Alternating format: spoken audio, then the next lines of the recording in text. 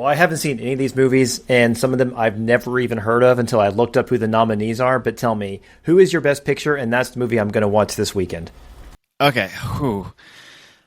I would probably say, gosh, I'll be honest. I guess I'll say The Brutalist. I think it's probably, I'll say Brutalist. Okay. Well, I don't even know if you can stream it or it's in theaters, but that's on my list of movies to watch based upon your pick for that movie to win Best Picture. Yeah, I don't know if it's going to win Best Picture, but it would be my pick. But I wouldn't be mad at a Nora or a Complete Unknown. Yeah, so there you go. That would be my suggestion.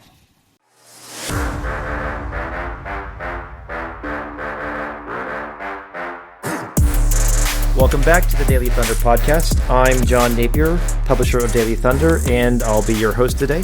Alongside me is Daily Thunder beat writer Brandon Rabar. Brandon took last week off, had some real world stuff going on, so we're going to talk about not just the last 7 days, but look a little bit back further. But on the pod today, we're going to break down the Thunder struggles against the Wolves, maybe some of your thoughts about the All-Star game and the new format, the impact of Wemby's injury on the Western Conference and the Defensive Player of the Year race, some of the things that are happening in the Western Conference playoff picture, because there are some teams that are surging post-trade deadline, and then, as always, we'll look ahead to the next week of Thunder basketball. But Brandon, to start, how are you doing today? I'm doing well. I know that we're coming off probably the most upsetting Thunder game of the season, a game that was in hand, and I know that's what we're going into right now. But I do think that we can expect a big Thunder bounce back. I'll say that. I think a bounce back is coming. Well, we'll look back to that first game over the last 3 against Minnesota. So on the 13th, right ahead of the All-Star break, the Thunder had a chance to go into the break with only 9 losses, and they traveled to Minnesota to play the Wolves. The Wolves, who have been facing some health issues, like Gobert, for example, has been out. And the Thunder suffered its most lopsided loss of the season, dropping that game 116-101. And interesting, it was the second night of a back-to-back, a home-road back-to-back, but the Thunder did not play Chet against Miami the night before, saving him for this game against Minnesota. So the team had both a healthy Chet and a healthy Hartenstein and lost. Start there. What are your reactions? And what were your reactions that night about the loss, knowing that the Thunder had 2 more games against Minnesota after the break? Well, okay, so going back even farther, the Thunder beat a fully healthy Timberwolves team on New Year's Eve in OKC and dominated them. And so I expected the Thunder to win this game. Now, I will say it was the second night of a back-to-back, like you said, and a road back-to-back right before the All-Star weekend. So a little bit of context there. Also, this was the 5th game in 7 nights for the Thunder at this point. I think it was the first time all season the Thunder actually looked gassed. And they just, every single night, the intensity, the effort, the fight, all those things are there from this Thunder team. That's just like their brand of basketball. And we've seen them be really incredibly successful on the second night of back-to-backs, third game in 4 nights, all those things. But, this was third game in 4 nights, 5 games in 7 nights. And I think that they look gassed and ready for the All-Star break. And to me, I don't want to, just kind of give that excuse and say that's all it was. But just like the eye test, watching them, they didn't look kind of the same. And the Timberwolves, to their credit, they brought the fight. They brought the intensity. They brought the effort. And I really think that was the difference in the game that night. Well, what stood out to me about this game as well is that Anthony Edwards shot the ball very poorly. He was just 28% from the field and just 3 of 12 from 3. He scored 23 points in large part because he had 10 of 11 from the line. But it was really some of the supporting cast there. Naz Reid had a great game. He scored 27 points and beat the Thunder pretty good. And Terrence Shannon led the Wolves in plus-minus. He scored 13 points off the bench and was a plus 23. So, while the Thunder may have looked gassed, they they did kind of the right things in containing Anthony Edwards and still couldn't pull out the win. And a lot of it, I think, was attributed to the rebounding. The Wolves gathered 20 offensive rebounds. It led to 23 second chance points. And you would think the Thunder might compete better on the glass when they had both Chet and Holmgren. Yeah, you would think so. And it's funny because I actually thought that Chet played pretty well that night, all things considered. He had 11 points, 12 rebounds, so he was good on the boards. And Isaiah had 12 rebounds as well. It just, it's weird when you go through that game because both teams shot poorly from the field, 42% for the Thunder, 42.4 for the Wolves. Both teams shot poorly from three-point range, 24.1 for the Thunder, 26.1 for the Wolves. It was just a matter of the Wolves had more opportunities, really. They took 5 more total shots, and they made 5 more total threes. And those 5 threes were really the difference in the game because if you go down the line, the Wolves had 5 more rebounds. I do think that the offensive rebounds and those second chance points were the difference because they basically just got more shots. Both teams shot poorly. It was just the second opportunities. The assists were about the same. One thing, though, the Thunder only turned the Wolves over 8 times, and they turned the ball over 9 times, which is fine.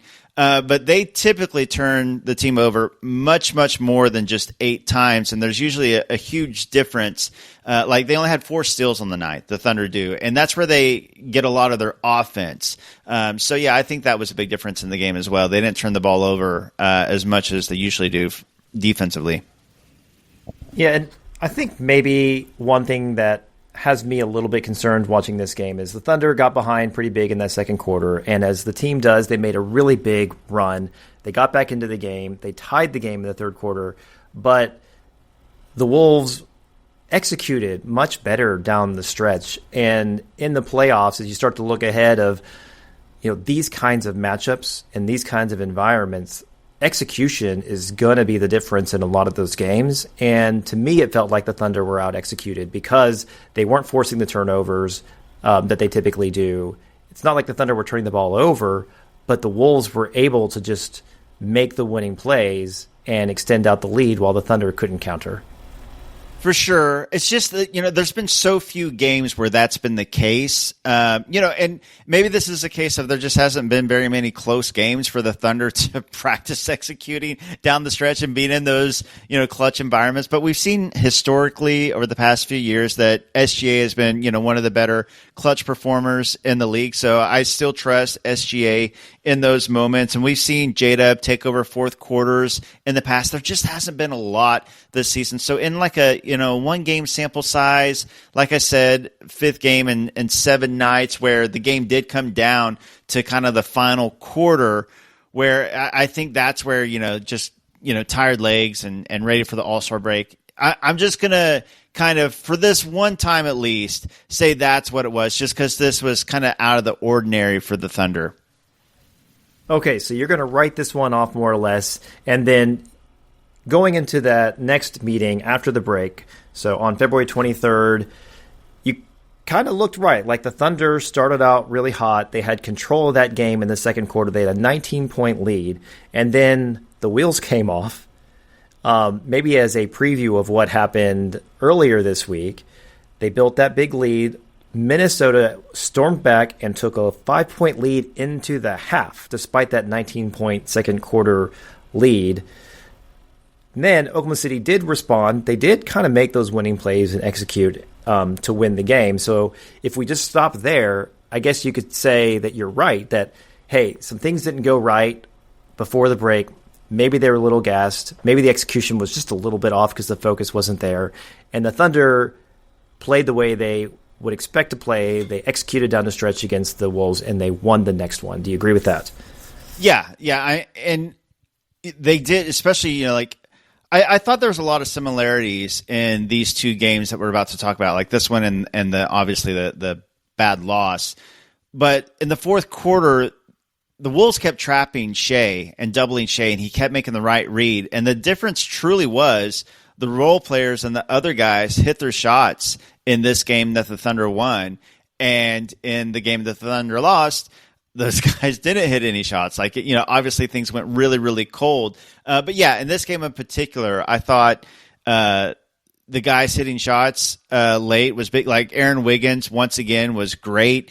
In the fourth quarter, I thought that Chet played well. Jada made some shots. And Shea, of course, went for 37, 8, and 8. I just thought that they did execute really well down the stretch of this game. But some of that was just hitting shots. They kind of got the same shots that they did, but they made them this night. That's exactly right. The shots were falling that fourth quarter in the game on the 23rd in Minnesota.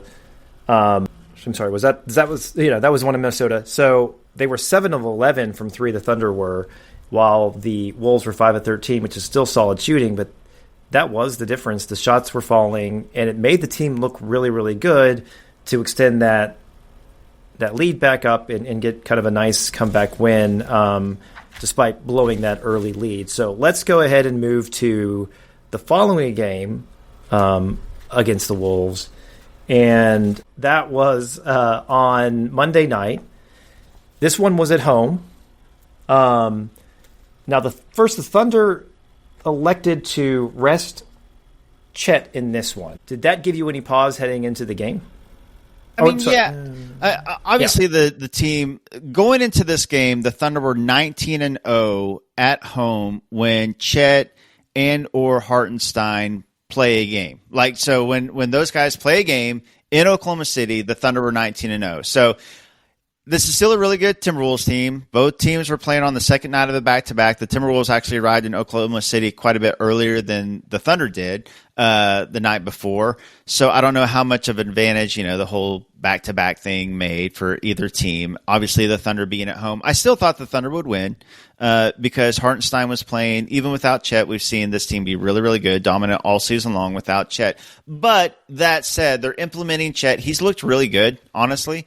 And I think things would have been fine, quite honestly, without Chet until Hartenstein left the game. And honestly, I don't want to give the excuse. There's a handful of reasons that the Thunder lost this game. And most of those, were the Thunder themselves not winning this game and letting this game go. But I do at least want to kind of put an asterisk here that Hartenstein played 16 minutes, and the Thunder were plus 13 in those minutes. And I do think things look a lot different when neither Chet nor Hartenstein play. Yeah, not having Hart, especially down the stretch, I think could have been the difference in a win or a loss. That meltdown, I think, may still have happened even if Hart was on the court.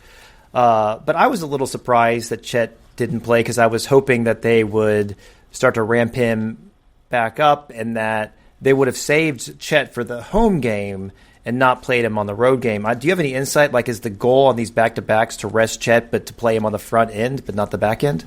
Yeah, if I were to guess, I would think it probably just comes down to the fact that Chet is actually from Minnesota, and so he's got a lot of family there. He's got a lot of friends there. So the other part of it being, it's typically tougher to win on the road. So I would think that the thinking would be, let's play Chet at home, as far as his hometown, and try to get the tougher win. And then at home should be a little bit easier because you're in front of your home crowd. So I get the thinking behind playing Chet in Minnesota and not in OKC. I don't know if that will typically be how it is on back-to-backs, but specifically for Minnesota and his history there, it made sense to me. Well, throughout most of the game, it looked like that was the right play. The Thunder were flexing and clearly looked like the better team, right? This was what I would have expected every game they played the Wolves in. They actually had, big leads at various points of other games. But this one, they built a huge lead. And in fact, in the third quarter, it was a 25-point lead. And at one point, with 10:50 to go in the fourth quarter, the Thunder were up 24 points. And really, they were holding the Wolves at bay for much of the fourth quarter. So the lead got cut to 18, but with 8:48, Isaiah Joe hit a three, and the lead's now back to 21. There's a little bit of a run made by the Wolves, but then SGA with 6:28 left hits a really big three, and the lead is 19. 3:55 left after 4 straight missed threes by the Thunder. SGA steadies the ship, and the lead is 16. And then by the point it hit 2 minutes left, the Thunder kind of started to miss those shots while the Wolves were really just executing and hitting everything or getting to the free throw line. I think that was a big part of it. And then suddenly Minnesota is within 5. With 51 seconds left, Dort fouls McDaniels, who hits 2 free throws. The lead is 3, and then OKC couldn't convert to push the lead back up to 5, and 11 seconds left. The Wolves have the ball, and this is kind of a backbreaker moment for me. McDaniels makes a drive. He does have a pass to the basket, and Caruso tries to strip him on his way up. McDaniels hits the shot, gets the and one, and what was a 3-point game after the made free throw is now a tied game. So I hate to really go after Caruso because he had a strip like that early in the game. So he makes those plays, but at that moment, that was a backbreaker. It was, and I'm sure, Alex Caruso plays defense one way. It's like 100% all the time. I'm sure as soon as it happened, he realized, hey, it would have been better just to give him the layup. Just let them get the 2 points, because the only thing you don't want to do there is give them 3 points, which, of course, the and one did. So really, if anything, you should have just given him a free line to get the layup, and then you play the free throw game because there's 15 seconds left, and you get the ball to SGA, who's a 90% free throw shooter, and you get 2 shots, and you're either going, more than likely, you're going back up by 3, and then they had to run offense again. And so that was obviously the game. Obviously a lot of things led to that beforehand, like that. It was also, I thought it was a huge sequence before that when Lou Dort made an incredible stop at the rim on Naz Reid, gets the ball, pushes it up, doesn't realize a defender is behind him, and pops the ball out. Goes to Anthony Edwards, who misses that 3, airballs the 3, by the way. Airballs it and just happens to land in Naz Reid's hand, and a questionable call. They get 2 free throws, hit them both. It was just so many. It was like the perfect storm of crazy plays. I thought, I don't want to call them fluke plays, but things that just you don't typically say happen with this Thunder team. And, the kind of that Alex Caruso play, I think, kind of was the summation of the game. Like, it shouldn't have happened. Typically wouldn't happen. But on this night, for whatever reason, all those things happened. And if you look at the box score, there are a number of things that stand out that make you scratch your head or really make you frustrated. So Anthony Edwards only played 3 minutes and 30 seconds in that fourth quarter. He scored just 2 points, and those were both at the free throw line. And it was really balanced scoring by the Wolves. But Terrence Shannon had 11 points in that fourth quarter. He was 4 of 6 from the field. He hit every free throw. He had 6 rebounds. Like, that guy coming off the bench, having that kind of quarter, was a plus 22 over the quarter. It's just like, oh, how does that stuff happen? And then the Wolves were 14 of 14 from the free throw line in the fourth quarter. The Thunder were 5 of 6. That was a difference maker. The Thunder were 2 of 15 from 3 in that fourth quarter. 15 threes, though, you might say, too many. But all they needed to do was make one more of those 15, and it's a different ball game. And then the one other thing I want to mention is Jalen Williams played the entire fourth quarter. And, J-Dub gets more hate from Thunder Nation than he deserves because he's an all-star. He's one of the best defenders. He is their second leading scorer. But that fourth quarter for him was rough. I'm not going to lie. He was 2 of 9 shooting, and he was a minus 22 because he's the only player that played all 12 minutes of that fourth quarter. And so he struggled there. He did struggle, and I would preface it with, like you said, I think he's become underrated at this point in some areas because he is such a dynamic overall player. Like you said, he's an elite defender. He should be an all-defensive team guy this year, and I think he stuffs the box score in so many different ways. Look, I honestly think that they were a lot of good looks, though. Like, he's a good 3-point shooter, and they executed the offense to get open shots and good looks. Almost all those threes that they missed in that fourth quarter and overtime were good looks, including J-Dubs. And like you said, if they just hit one of those. And the night before in Minnesota, on the road, it's typically harder to shoot for role players and other guys, and they shot great in the fourth quarter down the stretch. And then at home, where you typically shoot better, they just couldn't make a shot. It was wild to see. I believe the stat was they went 0 for 13 from three in their final 13 shots. Like you said, if they just hit one of those. The story of the game, I thought, in the fourth quarter was a few things. And to J-Dub's credit, by the way, he opened the post-game presser, I thought, in a great way. He said, well, that sucked, didn't it? And he took accountability. He said that the team got up 25 and probably just kind of stopped playing. And he said, he said that's probably not the right way to say it, but they didn't bring the intensity. And I do think he and J-Dub and Mark both said post-game that, they thought the offense was fine. It didn't look fine. It was bad because they didn't hit shots, but they were trapping Shea. They were doubling Shea. He made the right reads just like he did the night before. Guys just weren't making shots. But it was the defense. It was the defensive intensity. And the story of the game really in that fourth quarter and overtime was the missed three-pointers by the Thunder and then the free throws by the Wolves. I mean, just so many trips to the free throw line, which was hilarious that Chris Finch brought up free throws in the post game when they shot 10 more free throws than the Thunder, and critically all in the fourth quarter and the overtime. The Wolves scored 10 points in overtime. 8 of those were free throws. Yeah, the Wolves were 22 of 22 in the fourth quarter and overtime combined, while the Thunder, they were 5 of 6 in the fourth quarter and in overtime 3 of 3. So the Thunder had 8 points off of free throws in fourth quarter and overtime, and the Wolves had 22 points off of free throws. So, yeah, I saw that clip of Finch complaining about the officiating and the Thunder getting the calls, and I wanted to throw something out the window. That was so ridiculous. I mean, like, of all times to bring up free throws, like, this was not the game. You just won a game because of free throws and them being in your favor. Just a wild time to bring up free throw disparity. Well, and that overtime was an odd one, too. So the free throws you mentioned, that was the difference in the game, and it was the difference in overtime because over the last 3.5 minutes, the Wolves didn't make a single field goal. They made one shot the entire overtime. All of their points otherwise came from the free throw line. Yes. It's just mind-boggling. Yes, absolutely mind-boggling.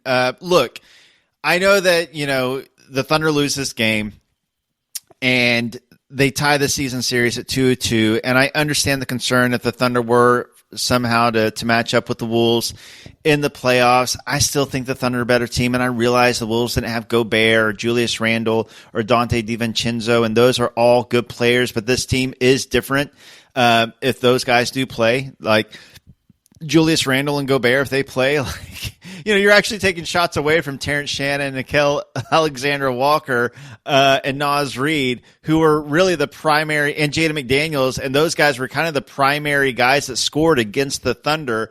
And, Chet didn't play. The Thunder dominated this Wolves team at home on New Year's Eve when they were fully healthy, and they were up 25 in this game. I still think the Thunder are just the better team than the Wolves. I know that, it's 2-2 and this is fresh on everybody's mind, and it was a bad loss. There's no sugarcoating that.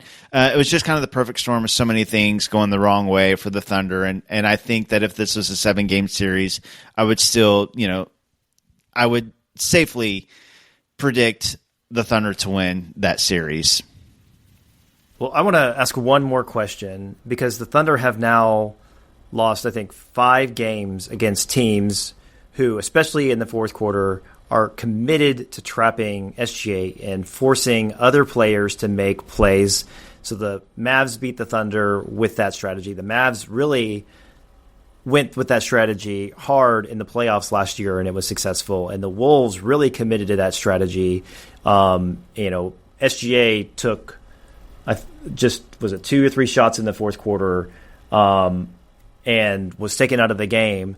Is that something the Thunder have to figure out, or are the Thunder just going to have to live and die by whether those other players make the shots? And if they have a 2 of 15 night in the fourth quarter, like, that's okay. They got the shots they wanted. Yeah, I realize the concern. I mean, and there's reason for it. I get it. But, the night before, literally, not even 24 hours because the game was played at, late the night before at 8:30. Like 20 hours before, the Thunder executed so well in the exact same scenario because those guys were hitting shots. And I know the shooting from the role players has been up and down this season, but since January 1st, 2025, the Thunder have been the number one three-point shooting team in the NBA, just like they were all of last year. So I think if it happens again, there's some shooting variance there, yeah. But typically the Thunder are going to trust guys like Aaron Wiggins, Isaiah Joe, even J-Dub. And if you have Chet in there, obviously that's a game changer. And I think that if teams try to trap and double Shea, the Thunder are going to trust those shots. They were open looks. Almost all of those were open looks from good shooters. And I do think that the Chet Hartenstein thing was big, not having either of those guys in there. But yeah, I think that when it comes to teams trapping and doubling Shea, I know there's concern, and I get the concern. But for the most part, if the Thunder can get wide open looks from three from those guys, I think they'll take those and be confident in those. Well, and I think at this point, we've broken it down. We can flush that one down, and it's important to remember, and we're going to talk about the standings here in just a second, the Thunder are still first in the West. They are 8.5 games over the Grizzlies currently, so everything the team wants to achieve this year is still ahead, despite this pretty embarrassing epic meltdown that you would like to forget, and now I'm going to. So we're going to move on and talk about the All-Star game because we didn't get to talk about that. Let me ask you, Brandon, did you like the format? I didn't mind the format, but I did mind the execution. I think the format was working, but I do think that they need to bump the scoring up from 40. It was just too short. We saw Mr. Beast, no shade to Mr. Beast at all. He had a long segment. We had that TNT segment, saying goodbye to, Ernie and Chuck and Shaq and Kenny, who, by the way, are still going to have a show next year, and moving forward, it's just not going to be on the same channel. That took a big chunk out of the night. So, if it wasn't for all those other things, if we just got to see that format, I think it was fine. Maybe not the Rising Stars being the other team. Maybe I saw the talk of an all snubs team being the fourth team. That could be fun. But yeah, I didn't mind the format, but I don't think 40 is high enough of a score. It goes by way too quickly. We want to see more.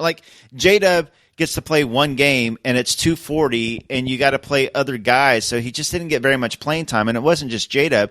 All those guys that were in that one game and didn't get to play a second game, it's just not high enough, but I didn't mind it. Yeah, I agree. The basketball itself was good. You actually saw some defense, especially as the teams crept closer to 40. So it's the best basketball that's been played in an All-Star game in quite some time. But the first game was just 10 minutes long. Game 2 was just 13 minutes. And Game 3 was only 10 minutes. So you had about 33 minutes of actual game action that night over a 3-hour broadcast. And Kevin Hart got more screen time than SGA, which to me, that's not really why I'm watching the broadcast. Yeah, look, if I want to watch a Kevin Hart, comedy special, I'll watch a Kevin Hart comedy special. I felt like I was being forced into watching some Kevin Hart stand up, and no shade to Kevin Hart, but if you don't enjoy stand up, that's one thing. But if you don't enjoy him ragging on your favorite NBA players while they're trying to play a game, I think that's understandable. You're supposed to be celebrating the NBA's best, right? That's what this weekend is about. And yet you have a comedian, and I don't blame Kevin Hart. This was the role that they put him into. So he was just doing what, he was told to do by whoever decided to go with this. But you're playing games and you're being criticized it's like you're being roasted. It was like a NBA All-Star roast while the dudes were trying to play. It was a tough watch. So the NBA has some things to work on. Hopefully they can figure out a better way next season because I would rate the overall All-Stars Sunday night an F, even though the basketball itself was much better. Let me then talk about really the big news was the surprise announcement that Wemby would be out the season with the blood clot issue. Really, really sad to see that happen because he's had a great year, and certainly the NBA is better when its best players are on the court. But does him being out Do you think that maybe a Thunder player could make a push for Defensive Player of the Year, or is it JJJ's to win? Yeah, obviously, like you said, huge bummer for Wemby. I'm glad that it looks like the long-term, projection is he'll be totally fine. So that's great to hear. Bummer for him, but yeah, I will say this: I think that Lou Dort is a true candidate. The problem is the Thunder have so many choices. It's almost like they can cancel each other out. Like when a great movie or TV show has too many, nominees in the same category and they split the vote. I feel like that's what will happen with the Thunder. Even though like Chet and Caruso and Hartenstein may not qualify because of games. Like some people might say like, yeah, but Chet's the best defender. Oh, Caruso's the best defender.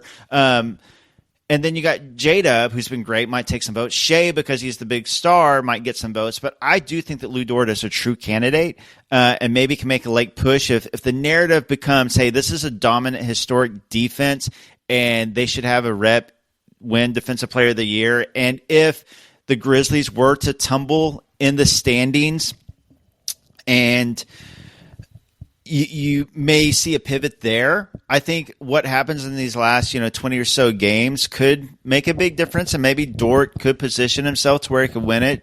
But I think it would take the Grizzlies falling a little bit because the narrative right now is in Jaren Jackson Jr.'s favor, but it could happen. Let's talk about the Western Conference playoff picture now. As I mentioned, the Thunder are up big for that number 1 seed, and unless there's a meltdown like what happened against the Wolves earlier this week, the Thunder should feel really good about their odds of capturing that number 1 seed. However, post-deadline, there are some teams that have been surging, either because of their deadline trades or just because they're starting to gel together. So the Nuggets, for example, are really surging. They are now 9-1 over their last 10. They're tied with the Grizzlies in the standings for that number 2 spot. In addition, the Lakers are 8-2 over their last 10. Doncic had a triple-double last night, so they're starting to play really, really well. And then the Warriors adding Jimmy Butler, they're now 7-3 over their last 10, and they look like a different team with Jimmy Butler. And then when you add in the struggles the Thunder had against the Wolves, if the Mavericks can get healthy and get Davis and Gafford back, they have that strategy of trapping SGA and then gobbling up all of the rebounds. Looks like this Western Conference is going to be a grinder for the Thunder. And who do you think is the biggest threat, and who should the Thunder not sleep on? I think the biggest threat is still the Nuggets. Now, their win streak was inflated by the fact that they didn't beat a single team over 500 during that 9-game win streak. They just beat the Pacers. That was a good win. Pretty close game for the most part, but they've struggled against teams 500 or better. But I still think the Nuggets are the biggest threat. I do think the Lakers are a threat just because LeBron and Luka in the playoffs and that legendary Lakers whistle that they will get. They do have size issues. They have defense issues. They have center issues. But I still think for any team, it'll be worrisome to play LeBron and Luka just because of their potential ceiling in the playoffs. And then I agree. The Warriors now with Jimmy Butler, we've seen Jimmy Butler carry teams that, you would think have no chance in the playoffs all the way to the finals. He has a playoff history. He's a playoff riser. And you combine him with Steph and with Draymond and a bunch of those role players, they look like a much, much better team. And That's a team that you hope continues to rise and you can avoid at least in the first round for sure. I would say those 3 teams. It's funny because the Grizzlies are 2. I wouldn't be concerned, about that in the playoffs. The Rockets are 5 and the Clippers are 6. So 3 of the top 5 teams outside of the Thunder, I think, are actually the matchups you would hope to see at some point. I think that the Timberwolves, just like you said, we've seen are they're a good team. They're a team that went to the Western Conference Finals last year. They're a different team. I still like the Thunder more, but, I still think I put them 4th behind those. And then the Mavs, if they were to get healthy and get their bigs back, I still think that that's an issue for anybody in the playoffs. Look, long-term, terrible trade. Obviously, we all know that. But this particular season Kyrie, AD, Lively, MJ Washington. That's a tough team, especially if you get them in the first round. So I would rank it like Nuggets, Warriors, Lakers, Mavs, Wolves. Well, we spent a long time about all those Wolves games and how the Thunder struggled against the Wolves. So we'll be brief here to look ahead to these next 4 games against Brooklyn, Atlanta, San Antonio, and Houston. What's the record for the Thunder over the next 4? Now, 3 of those games are on the road, and the one game that's not on the road is a back-to-back for the Thunder, and it will be the 3rd game in 4 nights. So maybe it's reckless of me to say, but I'll say 4-0. The Thunder, much better than the Nets and the Spurs without Wemby, even though they've been feisty. The Hawks at home are solid, but I still like the Thunder more. And the Thunder versus the Rockets, I like that matchup at home. So I think they'll sweep it. And I don't know if I've done that all season long on this podcast. I don't know if I've predicted them or not to go undefeated during a whole week or not, but I'm calling it this week. I said early in this podcast I expect a bounce back. They want to get that taste of that loss, that terrible loss from the Wolves out of their mouths. I think they go 4-0. Well, if anything, tonight's matchup against Brooklyn is an opportunity to wipe away that bad taste of the Minnesota overtime loss. So hopefully that happens. And that's all the time we have for today. Thanks for tuning in to the Daily Thunder podcast. I'm John Napier, host of the podcast, and he's Brandon Rabar, Daily Thunder beat writer. If you enjoyed the show, make sure to subscribe to the Daily Thunder podcast on your favorite podcast app so you don't miss any future episodes. And if you like what you're hearing, do us a favor and leave us a rating and review wherever you get your podcasts. We'll be back in your feed soon.